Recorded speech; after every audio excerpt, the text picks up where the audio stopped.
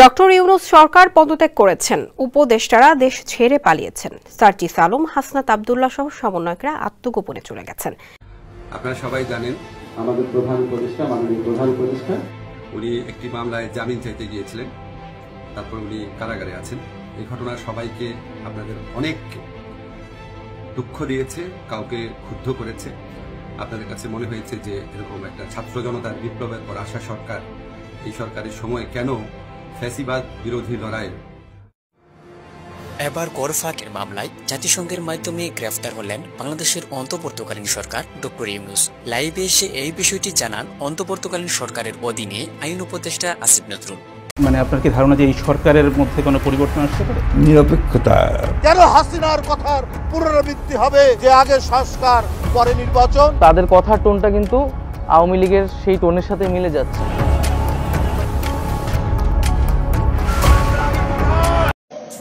মারামারি করে এই সংঘাতের মাধ্যমে আমরা আর কিছু অ্যাচিভ করতে পারবো না, আর কিছু আমরা পাবো না।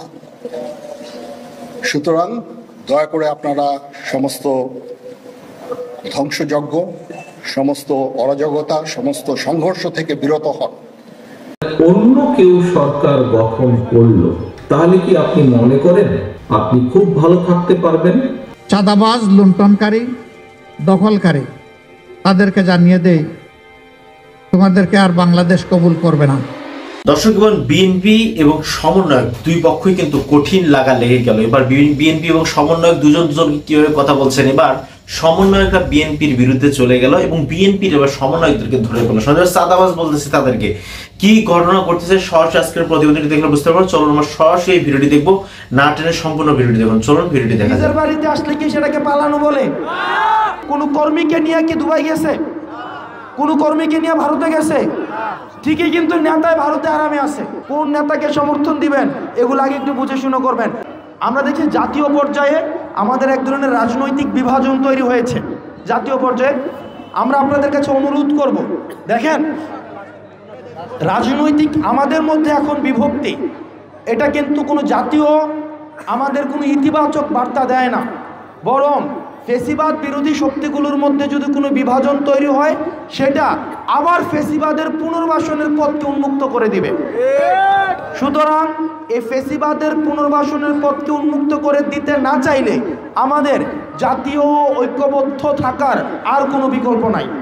সুতরাং যারা গত 16 বছর নির্যাতন নিপীড়নের মধ্য দিয়ে গিয়েছেন, আপনারা জান নাই মামলা হয় নাই, দাড়ি টুপি থাকার কারণে মামলা হয় নাই, বিএনপি করার কারণে মামলা হয় নাই, জামাত ইসলামী করার কারণে মামলা হয় নাই। আপনারা ছিলেন ঢাকা, ওখানে হচ্ছে আপনার 14 গ্রামে গাড়ি পোড়ানোর মামলা আপনাদেরকে দেয় নাই। আপনারা ছিলেন বরিশাল, কিন্তু আপনাদের হচ্ছে গাড়ি পোড়ানোর মামলা দেয় নাই। এই যে আমি জানি, আমি দেখেছি বিএনপি, জামাত, ফেসিবাদ বিরোধী রাজনৈতিক যে দলগুলো রয়েছে তাদের নেতাকর্মীদের উপরে কি পরিমাণ নির্যাতন চালানো হয়েছে, নিপীড়ন চালানো হয়েছে সেটা আমরা দেখেছি। ইমামদের উপরে, আমাদের মাওলানাদের উপরে, আলেমদের উপরে কি পরিমাণ নির্যাতন নিপীড়ন হয়েছে আমরা দেখি নাই।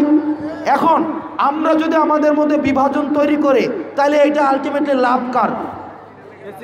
এটা লাভ কার? এটা লাভ হচ্ছে তাদের যারা এখন ভারতে বসে আছে, লাভ হচ্ছে তাদের যারা দুবাই বসে আছে, যারা এখন হচ্ছে ফুর্তি করতেছে দুবাই বসে বসে। এই যে দেখেন, আপনারা যে ফেসিবাদের পতন হয়েছে, কোনো কর্মীকে নিয়ে কি দুবাই গেছে? কোনো কর্মীকে নিয়ে ভারতে গেছে? ঠিকই, কিন্তু নেতায় ভারতে আরামে আছে, নেতায় কিন্তু হচ্ছে কি আবার দুবাই আরামে করতেছে, কিন্তু এখন কর্মীর কিন্তু বাড়িতে থাকতে পারতেছে না। তো এই কারণে কোন নেতার পিছনে ঘুরবেন, কোন নেতাকে সমর্থন দিবেন এগুলো আগে একটু বুঝে শুনে করবেন। নেতা যদি অত্যাচারী হয়, নেতা যদি নির্যাতক হয়, নেতা যদি অন্যজনের অধিকার হরণ করে, আরেকজনের জমি দখল করে, ওই নেতার আমাদের কোনো প্রয়োজন নাই। আমাদের নেতা হইতে হবে অবশ্যই জনমুখী, কখনোই ক্ষমতামুখী নয়। সেজন্য জাতির স্বার্থে আমাদেরকে ঐক্যবদ্ধ থাকতে হবে। ফেসিবাদ পুনর্বাসনের পথকে আমরা উন্মুক্ত করে দিতে পারি না। এবং আমরা আমাদের জায়গা থেকে যারা রাজনৈতিক, যাদের গত দীর্ঘ একটা বছরের 1.5 যুগের বেশি সময় নির্যাতন নিপীড়নের মধ্য দিয়ে গিয়েছে, তাদের প্রতি আমাদের সম্মান আছে। আমরা পরবর্তী বাংলাদেশ বিনির্মাণের জন্য আমাদেরকে ঐক্যবদ্ধ থাকতে হবে। গুজব এড়ায়ে চলবেন, আজকে একটা নিউজ হয়েছে না যে আমরা পালাই গেছি দেশ থেকে পালায় কই আসছি, দেশ থেকে পালায় কই আসছি ধামতি। নিজের বাড়িতে আসলে কি সেটাকে পালানো বলে? মানে নিজের বাড়িতে যদি কেউ আসে এটাকে কি পালানো বলে? কিন্তু যারা এই গুজব ছাড়ায় তারা পালায় কই গেছে? ভারতে গেছে। তো ভারতে বসে বসে আমাদেরকে বলে আমরা নাকি পালানোর জায়গা পাবো না। মানে তারাই পালায় আসে, এখন পালায়া থাইকা তারাই আমাদেরকে বলে পালানোর জায়গা পাবো না। অন্তর্বর্তীকালীন সরকার এখন পর্যন্ত তাদের জায়গা থেকে যে দায়িত্বশীল আচরণ করে এসেছে এবং করছে স্টিল, প্রত্যেকটি জাতীয় সিদ্ধান্তের ক্ষেত্রে বাংলাদেশের সকল রাজনৈতিক দল, স্পেশালি সবসময় আমরা দেখি বিএনপি জামায়াত থেকে শুরু করে অন্যান্য দলগুলোর সাথে তাদের মতামত নেওয়া, কথা বলা, এবং বিভিন্ন ক্ষেত্রে আমরা এমনটিও দেখেছি যে স্টুডেন্টরা তাদের জায়গা থেকে দাবি করেছে, কিন্তু রাজনৈতিক দলগুলো যদি তাদের জায়গা থেকে তাদের যে ঐক্য সেটি প্রকাশ না করে, সেই জায়গা থেকে অন্তর্বর্তীকালীন সরকার সরে গিয়েছে। অর্থাৎ অন্তর্বর্তীকালীন সরকার বা প্রফেসর ডক্টর মোহাম্মদ ইউনূস এ পর্যন্ত বাংলাদেশের স্বার্থকে সামনে রেখে সবসময় জাতীয় ঐক্যের চিন্তা করেছে, এবং আমরা মনে করি যে তিনি সেটি ধারণ করেন পুরো বাংলাদেশের মানুষের কাছে তার সে গ্রহণযোগ্যতা আছে বলেই 5ই অগাস্টে পুরো বাংলাদেশের মানুষের এই বিজয়ের পরে আমাদের মাথায় সবার প্রথমে সেই নামটি এসেছিল, এবং এখন পর্যন্ত তিনি তার এই যে জায়গাটি ধরে রাখতে পেরেছেন। আমরা কখনোই মনে করি না যে অন্য কোনো রকমের আলাদা ফরম্যাটে সরকার প্রয়োজন রয়েছে নিরপেক্ষ নির্বাচনের জন্য, যেখানে ডক্টর মোহাম্মদ ইউনূস ওই প্রধান দায়িত্বের জায়গাটিতে রয়েছেন, এবং আমরা মনে করি তার হাত ধরেই বাংলাদেশে নতুন করে গণতন্ত্রের যে দ্বার উন্মোচন হওয়া প্রয়োজন, যেটি উন্মোচিত হতে পারে একটি স্বচ্ছ নির্বাচনের ভিত্তিতে, সেই স্বচ্ছ নির্বাচন আমরা তার হাত ধরেই এই বাংলাদেশে দেখতে পাবো। হ্যাঁ, দেখুন, সবচেয়ে বড় কথা হচ্ছে 1/11 কোনো স্বয়ংক্রিয় ঘটনা নয়।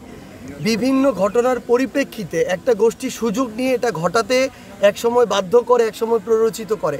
আমরা আমাদের জায়গা থেকে মনে করি খুব স্বাভাবিকভাবেই রাজনীতির মাঠে পক্ষে বিপক্ষে কথা থাকবে যে কোনো বিষয়ে, এটাই সৌন্দর্য। একটু আগে যেমন তিনি বললেন যে এই যে কোনো বিষয়ের পক্ষে বিপক্ষে মতামত, এটাই ডেমোক্রেসির চর্চা।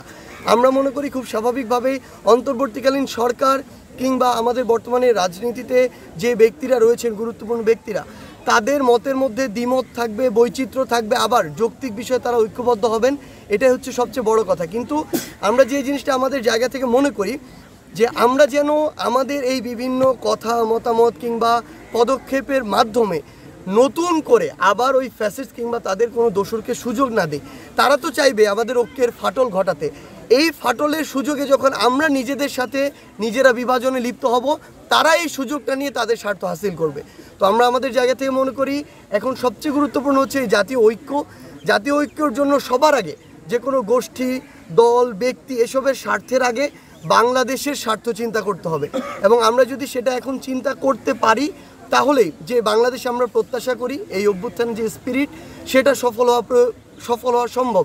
আর যদি সেটা না পারি, তাহলে খুব স্বাভাবিকভাবে শুধু দেশে না, এই চক্রান্ত কিন্তু এখন দেশের বাইরে থেকে হচ্ছে, এবং এই খুনি হাসিনা তিনি কিন্তু দেশের বাইরে থেকে এই বাংলাদেশের মানুষের যে লক্ষ কোটি টাকা চুরি করে নিয়ে গিয়েছেন, সেগুলো দিয়ে এখন এই প্রোপাগান্ডা ছড়াচ্ছে, চক্রান্ত করছে। তো আমাদের আসলে যেমন অন্তর্বর্তীকালীন সরকার তার জায়গা থেকে সচেতন থাকবে, রাজনৈতিক দলগুলোরও তাদের জায়গা থেকে সচেতন থাকা প্রয়োজন যে আমাদের ভিতরের কোনো চিন্তা কিংবা মতপার্থক্যের সুযোগ বাইরের কেউ নিচ্ছে কিনা। আমরা মনে করি যদি আমরা সবার আগে দেশের স্বার্থ চিন্তা করতে পারি, তাহলে যে স্পিরিট নিয়ে অভ্যুত্থান হয়েছে সেই স্পিরিটে সফল হওয়া সম্ভব। দর্শক, দেশ কোন দিক দিয়ে যাচ্ছে আপনারা নিশ্চয়ই বুঝতে পারছেন। বিভিন্ন জন বিভিন্ন যাদের দলের বিরুদ্ধে চলে যায়, তারাই যেন এরকম শুরু করে দেয় বাংলাদেশের মধ্যে। এইরকম একটি পরিস্থিতিতে দেশ কিভাবে শান্ত হবে এবং দেশকে কিভাবে জনকল্যাণার্থে দেশকে ব্যবহার করা যাবে এবং সরকারদেরকে ব্যবহার করা যাবে, এটা বুঝতেই পারছেন। আসলে জনগণের যে আমও গেল ছালাও গেল এরকম হচ্ছে, এবং এখানে কিন্তু ঠিক এইভাবেই হাসনাত বলল কি যে আসলে আপনারা কাকে নির্বাচন করতেছেন তাদেরকে যেন বুঝে শুনে দেন, তাদের তিনি কি ইঙ্গিত দিলেন, কাকে ইঙ্গিত দিলেন বুঝতে পারছেন। এই ব্যাপারে আপনাদের কি মন্তব্য অবশ্যই কমেন্ট সেদিন। আজকে পর্যন্ত চ্যানেল সাবস্ক্রাইব করুন, বন্ধু হয়ে পাশে থাকুন। আল্লাহ হাফেজ।